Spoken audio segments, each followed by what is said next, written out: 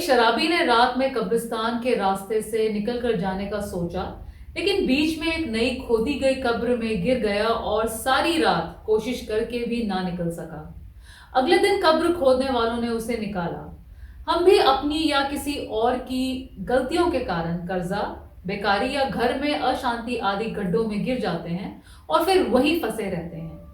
ऐसी परिस्थिति का हम किस प्रकार सामना कर सकते हैं, आज हम इसी विषय पर बात करेंगे।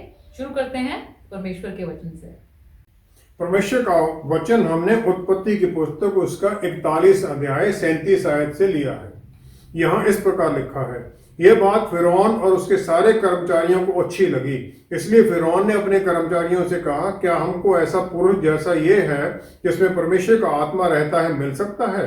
फिर फिरौन ने यूसुफ से कहा, परमेश्वर ने जो तुझे इतना ज्ञान दिया है कि तेरे तुल्य कोई समझदार और बुद्धिमान नहीं, इस कारण तू मेरे घर का अधिकारी होगा और तेरी आज्ञा के अनुसार मेरी सारी प्रजा चलेगी। केवल राजगद्दी के विषय में मैं तुझसे बड़ा रहूंगा। फिर फिरौन ने यूसुफ से कहा, सुन, मैं तुझको मिस्र के सारे देश के ऊपर अधिकारी ठहरा देता हूँ। तब फिरौन ने अपने हाथ से अंगूठी निकाल के यूसुफ के हाथ में पहना दी और उसको बढ़िया मलमल के वस्त्र पहना दिए और उसके गले में सोने की जंजीर डाल दी और उसको अपने दूसरे रथ पर चढ़वाया और लोग उसके आगे आगे ये प्रचार करते चले कि घुटने टेक कर दंडवत करो, और उसने उसको मिस्र के सारे देश के ऊपर प्रधानमंत्री ठहराया। परमेश्वर के वचन को पढ़े और सुने जाने से आशीष हो। आमीन। हमारे जीवन में ऐसे गड्ढे में गिरने की हालत क्यों आ जाती है और ये कितने प्रकार के होते हैं? बहुत बार एक हम देखते हैं इंडल्जेंट पिता प्यार में अपने लड़के या लड़की को अपने शराब के गिलास में से 2 घूंट पिला देता है और फिर काफी समय तक ही चलता रहता है। उसके बाद में बच्चे को इसकी लत पड़ जाती है और फिर वो चोरी करने लग जाता है पिता के उस स्टॉक में से अपनी इच्छाओं को पूरा करने के लिए। बहुत बच्चे हैं जो इस प्रकार इलीगल एक्टिविटीज में लग जाते हैं, चोरी में लग जाते हैं, छीना झपटी में लग जाते हैं और पाप में, क्राइम्स में लग जाते हैं अपने उस डिजायर को पूरा करने के लिए। और फिर माता पिता दूसरों को ब्लेम करने लग जाते हैं कि किसी और के कारण या शैतान के कारण हमारा बच्चा इस प्रकार बिगड़ गया है। कोई भी काम जो हम नहीं चाहते कि हमारे बच्चे करें, हमें उससे बचना है, हमें उनके सामने नहीं करना है। दूसरा शमूएल 11वें अध्याय में राजा दाऊद जो अपनी उसकी सेना थी उनके साथ युद्ध में नहीं गया और यरूशलेम में रुका रहा और बादशीबा के साथ उसने पाप कर दिया और उसके साथ एक बच्चा गर्भ में आया जो कि मर गया। दाऊद ने उसका जो सेनापति था जोआब, उसके थ्रू उरिया जो कि बादशीबा का पति था, उसे ऐसी परिस्थिति में लगाने के लिए बोल दिया कि जहां वो मर जाए। उस इमोरलिटी के पाप के कारण 2 इनोसेंट जाने गई और इसका जो असर था वहीं खत्म नहीं हुआ, उसके जीवन में उसके परिवार पे चलता रहा। राजा दाऊद की बहुत पत्नियां थी और उसने गेशूर का राजा था, उसकी बेटी से भी शादी की थी और ये एक पॉलिटिकल अलायंस था। वो बड़ी सुंदर थी और उसका एक लड़का था एब्सलोम दाऊद से और एक बेटी थी तमार, दोनों बड़े सुंदर थे। लेकिन दाऊद की एक और पत्नी का बेटा था एमनोन। एमनोन ने तमार के साथ जबरदस्ती बलात्कार किया और दूसरा शमूएल 13वां अध्याय उसकी 15वीं आयत में उस पाप के बाद में एमनोन उससे अत्यंत बैर रखने लगा, तब यहां तक कि वह बैर उसके पहले मोह से बढ़कर था। ही स्टार्टेड हेटिंग हर, जो वो प्यार नहीं था, लस्ट थी। दूसरा शमूएल 13 अध्याय 28 से 29 आयत में एब्सलोम वेट करता रहा, उसने सही समय पाकर एमनोन को एक पार्टी में बुलाया और उसे वहां मार दिया और फिर अपने नाना के घर में गेशूर में भाग गया, 3 साल वहां रहा। दूसरा शमूएल 17 से 18वीं आयत, 16 से 18वें अध्याय तक एब्सलोम ने फिर अपने पिता दाऊद के खिलाफ बगावत कर दी और उसे मारने तक की कोशिश की और दाऊद भाग गया वहां से, तो राजा बनना चाहता था वो। एक जो पाप का काम था दाऊद का बादशीबा के साथ, उसके कारण उसके घर में इतना कलह मच गया कि यहां तक कि वो अपना उसका राज्य भी और उसकी मृत्यु तक पर खतरा आ गया। भजन संहिता 51 फिर राजा दाऊद ने लिखा, अपने पाप को अंगीकार किया और परमेश्वर की सहायता मांगी माफी के लिए और उसे शुद्ध करने के लिए। इमोरलिटी, जो ये व्यभिचार है, सबसे खतरनाक जहर है जो रिश्तों को खत्म कर देता है और अत्यंत तरह का नुकसान कर देता है और बहुत लोगों को उस खड्डे में पहुंचा देता है। डिस्पेयर, जहां पर निराशा है। किसी भी तरह का पाप हमारे अपने कामों से शुरू होता है, जो शैतान हमें टेम्प्ट करता है, लुभावता है। और दूसरा तीसरा कारण है परमेश्वर की इच्छा के कारण, क्योंकि वो हमारी आत्मिक परिस्थिति और हमारे विश्वास को जांचना चाहते हैं। हमारे अपने काम, शैतान की टेम्पटेशन और परमेश्वर का टेस्ट, ये 3 कारण होते हैं। पहले जो 2 हैं वो होते हैं हमें परमेश्वर से दूर करने के लिए। तीसरा है हमारा रिश्ता परमेश्वर के साथ जोड़ने के लिए, मुक्तिदाता के साथ जोड़ने के लिए। उत्पत्ति 3 अध्याय 4-5 आयत में अगर हम देखें तो जो सांप के द्वारा उसने, जो शैतान के जो शब्द थे वो ये थे कि तुम मरोगे नहीं निश्चय ही, लेकिन परमेश्वर जानते हैं कि जो ही तुम ये फल खा लोगे तुम्हारी आंखें खुल जाएंगी, भले बुरे का ज्ञान पाकर तुम परमेश्वर के तुल्य हो जाओगे। अब ये शब्द सुनने के बाद में उसे पहले से ही समझ जाना चाहिए था कि परमेश्वर को ये झूठा बोल रहा है और ये कह रहा है कि परमेश्वर नहीं चाहते कि जो तुम्हारा सही पोटेंशियल है उसे तुम प्राप्त कर सको। लेकिन उन्होंने खा लिया और उसके कारण उनके मन में डर आ गया। डर की बजाय उन्हें परमेश्वर के पास जाना चाहिए था माफी मांगने के लिए, और फिर सब ठीक हो जाता। शायद डर एक ऐसी परिस्थिति पैदा कर देता है हमारे मन में कि हम पैरालाइज हो जाते हैं, कुछ भी करने से असमर्थ हो जाते हैं। पहला शमूएल 17 अध्याय 11वीं आयत में फिलिस्तीन जायंट है गोलियत, जो कि राजा सॉल है इजरायलियों का, और उसकी आर्मी को चैलेंज करता है। सॉल को चुना गया था राजा बनाने के लिए कि वो कद काठ में सबसे ऊंचा था, इजरायलियों में सबसे तगड़ा माना जाता था। लेकिन वो और उसकी सेना उसको देखकर इतना डर गए कि उनके मन में पूरा डर बैठ गया, और 40 दिन तक वो उन्हें रोज आगे चैलेंज करता था, ह्यूमिलिएट करता था, और वो छुपे रहते थे। फाइनली दाऊद ने जाकर उस गोलियत को मारा। दूसरा है अहंकार, जो कि इससे भी बड़ा खड्डा है जिसमें कि आदमी गिर जाता है। पहला शमूएल 25 अध्याय 10वीं 11वीं आयत और 38 आयत अगर हम देखें तो दाऊद विल्डरनेस में है और उसके लोगों ने, नबाल है वहां, उसकी भेड़ों को, उसके लोगों को पूरा समय सुरक्षा दी ताकि वहां चोरी, लोग डाका मारते थे, उन्हें सुरक्षा मिली। तो जब शेयरिंग का समय, जो उसका ऊन काटने का समय आया, तो दाऊद ने बंदे भेजे अपने कि जाओ उससे कुछ मांग के लाओ जो भी वो देना चाहता है। नबाल जो शब्द है इसका मतलब है फूलिश या विकेट। उसने उसे बिल्कुल ही मना कर दिया। और लेकिन 37वीं आयत में अगर हम देखें तो एबिगेल जो उसकी वाइफ है, उसने रिटेलिएशन दाऊद करने वाला था, रोक दिया उसे, उसने भेंट दे दी।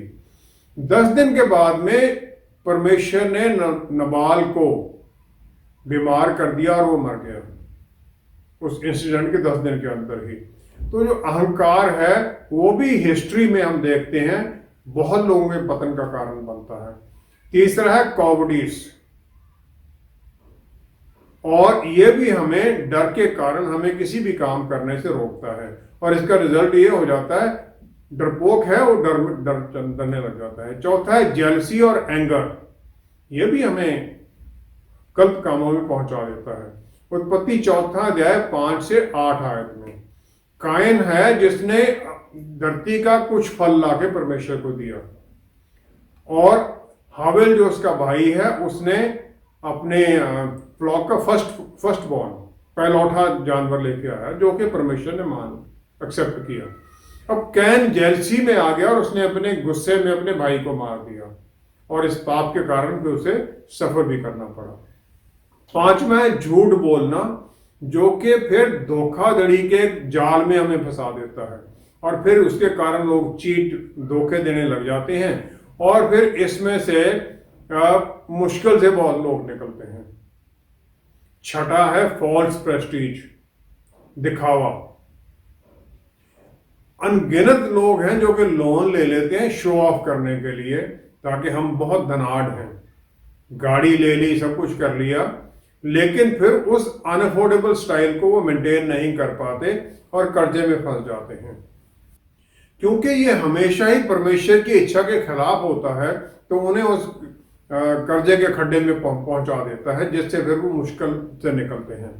हर परिस्थिति जो हमारे जीवन में आती है वो हमारे आत्मिक परिस्थिति को के ऊपर केंद्रित है, और जो टेस्ट है वो हमारा परमेश्वर में विश्वास को टेस्ट करने के लिए है, और उनकी जो प्रोविजन है जो उन्होंने हमें दिया है उसमें संतुष्टि के बारे में है। अगर हम संतुष्ट नहीं है तो हम उल्टा काम करेंगे।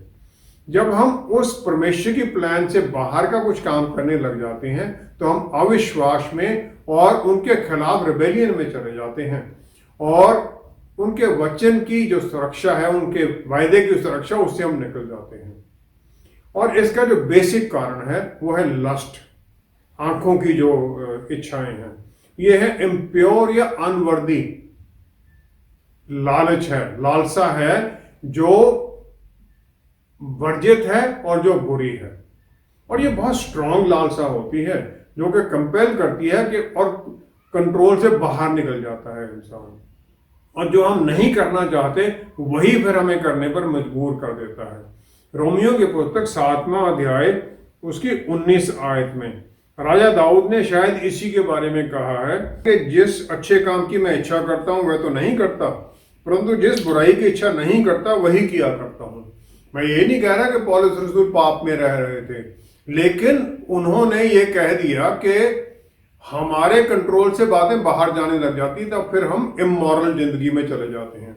अफसियों की पुस्तक 6वां अध्याय में पौलुस रसूल फिर कहते हैं, हमारी लड़ाई लहू और मांस से नहीं है लेकिन आत्मिक ताकतों से है, और जो कि आत्मिक ताकतें जो ऊपर हैं, जो बुराई की ताकतें हैं, शैतानी ताकतें हैं। शैतान हमेशा हमारी कमजोरी के स्पॉट को पकड़ता है, उसे पता है सब कुछ, क्योंकि वो हमारे ऊपर कोई ना कोई नजर हर वक्त लगाए बैठा रहता है। फिर उसके द्वारा हमें वो प्रलोभन में डालकर पाप में ले जाता है।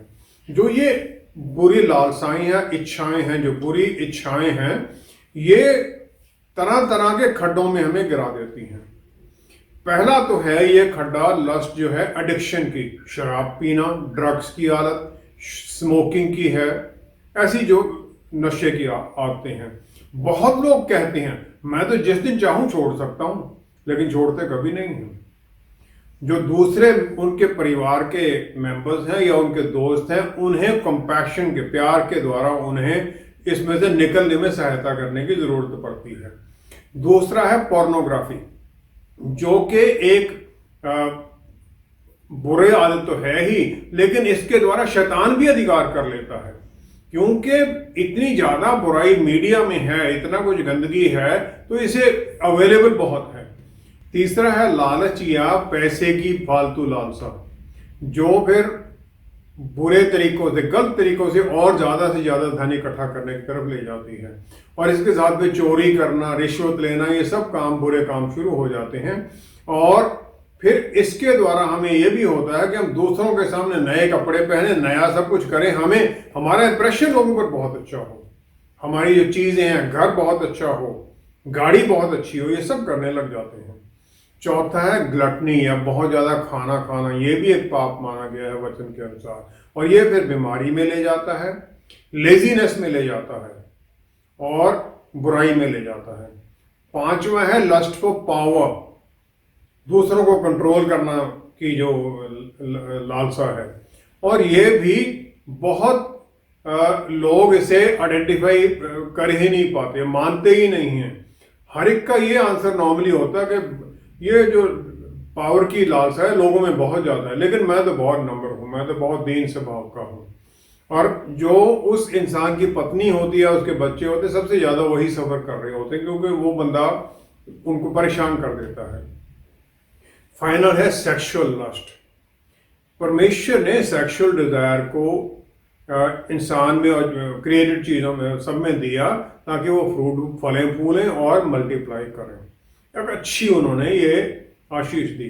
निर्गमन 20 की 14 आयत में, फिर 17वीं आयत में परमेश्वर ने बिल्कुल क्लियर आज्ञा दी हुई है निर्गमन के, तो व्यभिचार ना करना, तो किसी के घर का लालच ना करना, ना तो किसी की स्त्री का लालच करना, ना तो किसी के दास दासी या बैल गधे का दास दासी किसी की। Don't covet your neighbours house nor his wife nor his servant.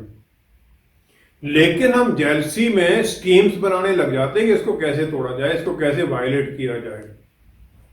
परमेश्वर अपने किसी भी बच्चे को किसी भी तरह से किसी ऐसी परिस्थिति में नहीं जाने देना चाहते हैं जिसमें से कि वो निकल ना सके।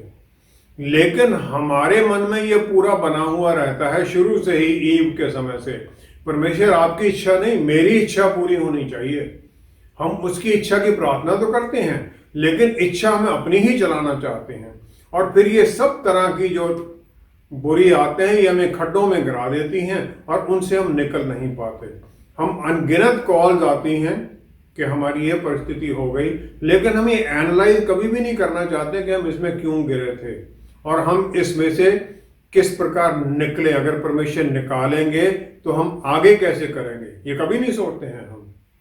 पहले परमेश्वर हमारे मन को जांचते हैं कि क्या मैं इसमें से निकाला गया तो आगे मैं जीवन कैसा जीऊंगा। अगर हम उस जीवन को, आगे वाले जीवन को सुधारना नहीं चाहते हैं तो इस खड्डे में पड़े रहेंगे और फिर इससे बचने में ही हमारी भलाई है। परमेश्वर हमें इस प्रकार की परिस्थिति में क्यों जाने देते हैं और हमें ऐसे में क्या करना चाहिए? निर्गमन 14 अध्याय। मिस्र से प्रॉमिस लैंड तक जाने का रास्ता सिर्फ 11 दिन का था, लेकिन परमेश्वर इजरायलियों को लंबे रूट से लेके जाते हैं और फिरौन अपने पुत्र की मृत्यु का जो दुख है उससे बाहर निकल आता है और अपनी आर्मी को इकट्ठा करके चैरियट सब रथ वगैरह लेके वो जो इजरायली लोग हैं उन्हें दास्ता में वापस ले जाना चाहता है। अब इजरायली लोग के इस परिस्थिति में है, सामने लाल समुद्र है, दोनों साइडों पर पहाड़ है और पीछे मिस्र की आर्मी आ जाती है। तो 10वीं आयत में, निर्गमन 14 10वीं आयत में वो यहोवा को चिल्लाकर दुहाई देते हैं कि हमें यहां फंस गए हम। कुछ लोग उनमें से वापस जाना चाहते हैं कि हम मिस्री आर्मी को सरेंडर कर दें, उनके दास बन जाएं। लेकिन परमेश्वर ने उन्हें इस परिस्थिति में डाला ताकि वो दास्ता की जो उनकी मेंटालिटी थी उससे निकल सकें और वो आज़ादी का जीवन जीने के लिए तैयार हो जाएं। आगे लड़ाइयाँ भी होंगी, सब कुछ होगा, उसके लिए तैयार हो जाएं। उस समय उस इजरायली आर्मी के जो इजरायली लोग थे उसमें तकरीबन 4 ग्रुप बन गए। पहला ग्रुप था जो कहता है कि हमने कोशिश की, हर एक अलग अलग बात कर रहा है बात।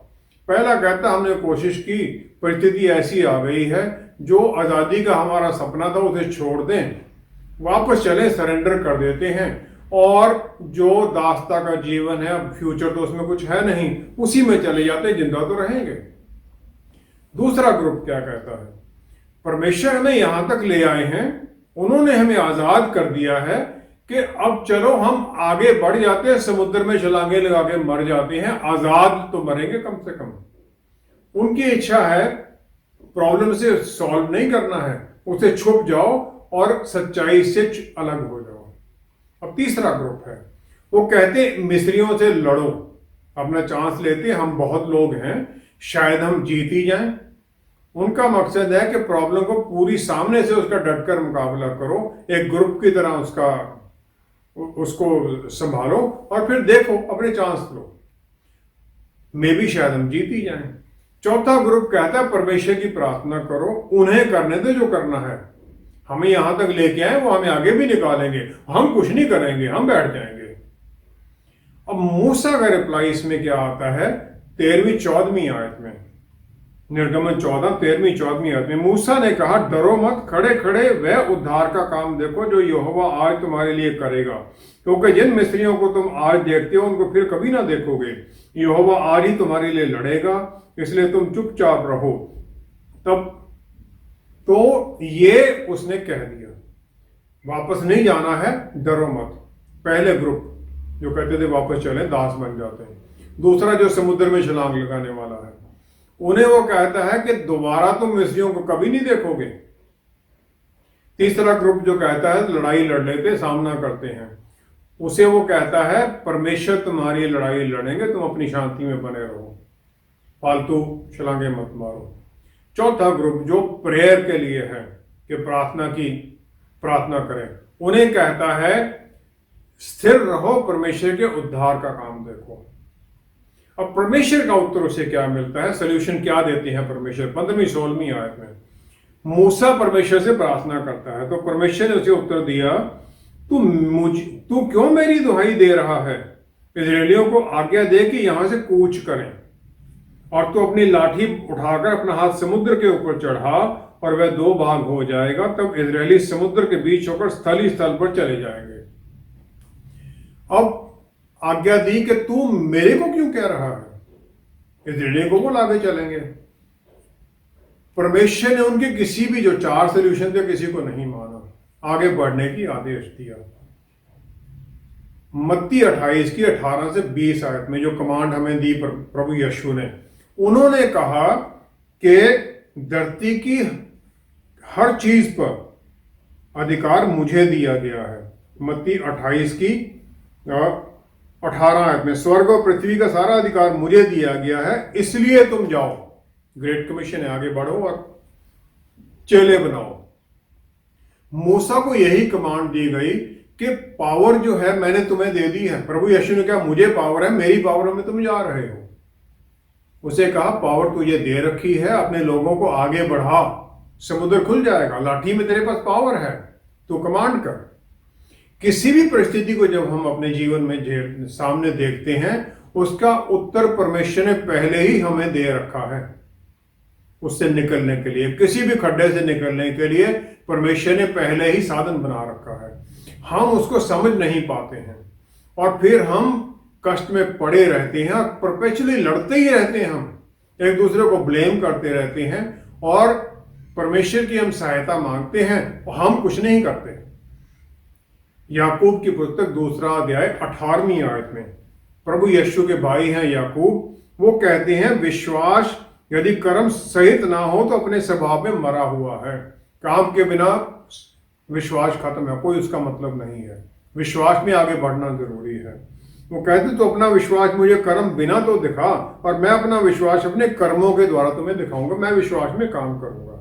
और जब तक हम विश्वास में आगे नहीं बढ़ते हैं तब तक वो विश्वास भी अधूरा और हमारा सोल्यूशन भी नहीं निकलेगा, हम खड्डे में पड़े रहेंगे। परमेश्वर हमारा बल है, हमारी ढाल है, हमारे आगे चलकर हर पल सहायता करने के लिए तैयार है। यहोशू को परमेश्वर ने कहा कि मैं तेरे साथ हूं।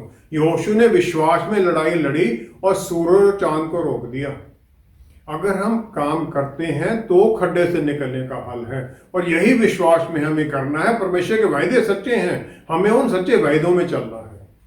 हमारे जीवन में सबसे अधिक महत्वपूर्ण बात क्या है कि हम इस प्रकार के गड्ढों में गिरने से बचे रहें या जल्दी निकल आए? व्यवस्था विवरण 28 की पहली आयत में मूसा ने इजरायली लोगों से कहा, यदि तू अपने परमेश्वर यहोवा की सब आज्ञाएं जो मैं आज तुझे सुनाता हूं चौकसी से पूरी करने को चित्त लगाकर उसकी सुने, तो वह तुझे पृथ्वी की सब जातियों में श्रेष्ठ करेगा, सबसे श्रेष्ठ करेगा। लेकिन फिर उसने 15वीं आयत में यह भी कह दिया कि अगर तुम इन बातों को नहीं मानोगे तो ये सब श्राप तुझ पर आ पड़ेंगे। All this curses will be upon you. पहली जो तीसरी आयत से 13वीं आयत तक है सब आशीषें हैं, लेकिन जो श्राप है वो 16 से लेकर 67 आयत तक 51 वर्सेस में कर्सेस हैं। इजरायली लोग आज्ञा मानने से रह गए और फिर चाल्डियंस की दास्ता में चले गए और सब कुछ उन्होंने गवा दिया। फिर उन्होंने अपने पापों से तौबा की और परमेश्वर ने उन्हें दोबारा उसी परिस्थिति में पहुंचा दिया। यहोशू पहला अध्याय 5वीं आयत में परमेश्वर का वायदा यहोशू का है कि तेरे जीवन में कोई तेरे सामने ठहर ना सकेगा। जैसे मैं मूसा के संग रहा वैसे ही तेरे संग भी रहूंगा, और ना तो मैं तुझे धोखा दूंगा और ना तुझको छोड़ूंगा, आशीषित करूंगा। फिर उसे विश्वास में सफल होने की उन्होंने कुंजी बता दी। उन्होंने कहा व्यवस्था की यह पुस्तक तेरे चित्त से कभी ना उतरने पाए, इसी में दिन रात ध्यान दिए रहना, इसलिए कि जो कुछ उसमें लिखा है उसके अनुसार करने की तू चौकसी करे, क्योंकि ऐसा ही करने से तेरे सब काम सफल होंगे और तू प्रभावशाली होगा। सफल होगा, प्रभावशाली होगा। लेकिन बहुत लोग संडे क्रिश्चियन बन गए हैं और पूरे हफ्ते में उनका परमेश्वर से कोई रिश्ता नहीं होता है। हम सब लोग जब इस प्रकार बन जाते हैं तो फिर परमेश्वर से दूर हो जाते हैं। बहुत लोग कुछ पैसे दे देते हैं, टाइथ नहीं देते, पास्टर को पैसे दिए फिर उसको बोलते हैं हमारी ये प्रॉब्लम, इसके लिए प्रार्थना करो।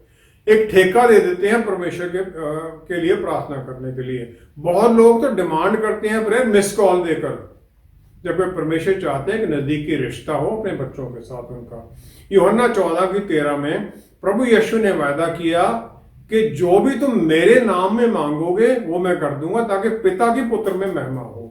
इसमें हम दो बातें भूल जाते हैं। पहली कंडीशन है मेरे नाम में मांगा जाए, इसका मतलब उनके कैरेक्टर के अनुसार, उनके गुणों के अनुसार मांगना है। अगर इसके खिलाफ है तो वो नहीं होगा। दूसरा है कि परमेश्वर की महिमा हो पुत्र में। हम प्रभु यीशु के नाम को वो 4 शब्द वाला जो पासवर्ड है ना एटीएम का कार्ड का, वो मान लेते हैं, और प्रार्थना को हम समझते हैं कि ये हमारा एटीएम कार्ड है, डाला उत्तर मिलेगा। हमें अकाउंट में कुछ डालना भी पड़ेगा। डालना क्या है? वचन को पढ़ना, आराधना करना, परमेश्वर के साथ जुड़ना, उनके जो दूसरे परिवार के हिस्सा है क्रिश्चियन, उनसे मुलाकात करनी। परमेश्वर चाहते हैं कि हम उनसे नजदीकी में रहें। जो चेले थे उन्होंने ये सब समझ लिया, पहले नहीं समझे, लेकिन जब पवित्र आत्मा परमेश्वर आए तब वो समझे। उससे पहले वो डर के खड्डे में गिर गए, अपने ही प्रभु यीशु को उन्होंने डिजर्ट छोड़ दिया और मुकर गए उनसे। लेकिन उसके बाद में फिर वो परिस्थिति में बने रहे और फिर पूरी दुनिया को हिला कर रख दिया उन्होंने। परमेश्वर हमें तभी बचा सकते हैं खड्डे में गिरने से जब हम उनके साथ जुड़े रहें। नीति वचन 21 की 16 आयत में लिखा है कि जो मनुष्य बुद्धि के मार्ग से भटक जाए उसका ठिकाना मरे हुओं के बीच में होगा। तो अगर हम बुद्धि से भटक गए, परमेश्वर से नजदीकी से निकल गए, तो ऐसा होगा। यूहन्ना 10:10 में प्रभु यीशु ने हमसे वायदा किया है बहुतायत के जीवन का, लेकिन उन्होंने हमारे कान पर यह बंदूक नहीं रखी हुई कि तुम्हें लेना ही पड़ेगा, चॉइस हमारी है। अगर हम नजदीकी के रिश्ते में नहीं आना चाहते हैं, खड्डे में गिरना ही चाहते, तो परमेश्वर कभी भी नहीं रोकेंगे। हमारा रिश्ता उनसे कितना नजदीकी का है, कितने हम उनके साथ जुड़े हुए हैं, कितने हम आज्ञाकारिता में हैं, तभी हम बचते हैं ऐसी परिस्थितियों से, तभी हम उनसे निकल सकते हैं। अगर हम गिर गए, वो हमें सहायता करना चाहते हैं अगर हम उनका हाथ पकड़े। उनका हाथ बढ़ाया हुआ है, हम उनके हाथ को पकड़ें और आगे बढ़ जाएं। आइए हम प्रार्थना करें। पिता परमेश्वर, धन्यवाद है आपका हर आशीष के लिए। आपने हमें आशीष दी कि हम आज्ञाकारिता में चलें, तो फिर हमारे सब काम सफल होंगे और आप हमें ऊपर उठाएंगे। प्रभु, नीचे शैतान गिराता है, आप हमें ऊपर उठाते हैं। सहायता कीजिए कि हम सब पवित्र आत्मा परमेश्वर के साथ उस आपकी पवित्र रोशनी में बने रहें। आपके ऊपर हमारी नजर बनी रहे, आपके हम हाथ को पकड़कर प्रभु यीशु आपके पीछे पीछे आपकी सुरक्षा में चलते रहें। उन रास्तों पर जो आपने सीधे कर दिए हैं, उन किवाड़ के अंदर से जो आपने खोल दिए हैं हमारे लिए, ताकि हम प्रभु उस मंजिल पर पहुंचे जो आपने हम सब के लिए निश्चित की है, और फिर अनंत काल का जीवन आप में पाए। आपकी सुरक्षा में बने रहें। पिता परमेश्वर, हर आशीष हम आपसे, आप ही के प्यारे बेटे प्रभु यीशु के पवित्र नाम में मांगते हैं। आमेन, आमेन, आमेन। किसी भी तरह की प्रमोशन के लिए एक टेस्ट देना पड़ता है ताकि हमारी योग्यता को जांचा जा सके, फिर चाहे आत्मिक बातों में जांच हो रही हो या दुनिया की बातों में। सफल वही हो सकता है जो आज्ञाकारिता में वचन के अनुसार चले और दूसरों के लिए भी भलाई का कारण बने। दुष्ट दूसरे लोगों के लिए खड्डे खोदते हैं और धर्मी उन्हें बचाता है। हम क्या बनकर जीना चाहते हैं, ये हमें ही तय करना है। हमारे साथ दोबारा जुड़ने के लिए आपका बहुत धन्यवाद। अगले हफ्ते आपसे फिर मुलाकात होगी। Stay blessed. शालोम।